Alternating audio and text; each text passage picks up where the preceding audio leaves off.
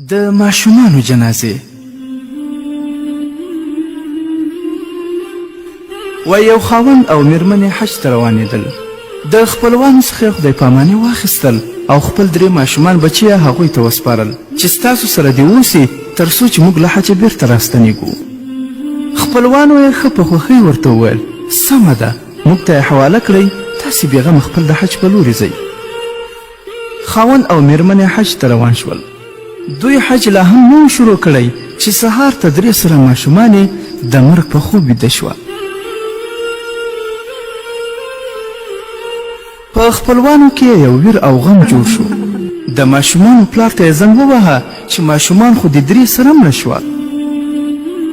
پلار یې حج پرېښود او بیرته د خپلې میرمنې سره په بله تیاره کې کور ته راستون شو.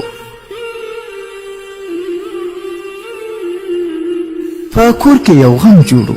خپلوانو یې بچي په کفنونو کې ورته ایښې وه. پلار مور چې دا حالت ولید نو حیران شوه چې دا چا ووژل او که په خپله مړه شوه. زموږ خو کور خراب شو.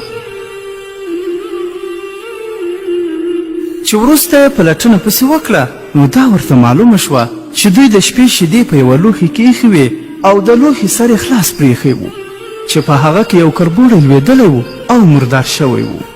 سهار ماشومانو کربوړی نه و لیدلی نو شیدې یې پخې کړې وې او 3 واړه خوړلې وې چې د هغه د زهرو له اثره 3 سره ماشومان مړه شوه.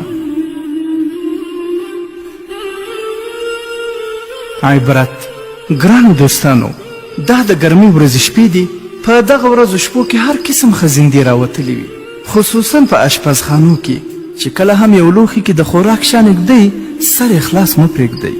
او ویل کېږي چې د یوه کربوړي د زهرو څخه تر 100 پورې انسانان مړه کېدی شي. هره شپه او هره ورځ چې په کوم لوښي کې د خوراک شی ږدئ د هغه سر حتما پټوئ. ګرانو دوستانو، دا یو پیغام دی د ثواب په خاطر د خپلو نورو ملګرو سره هم شریک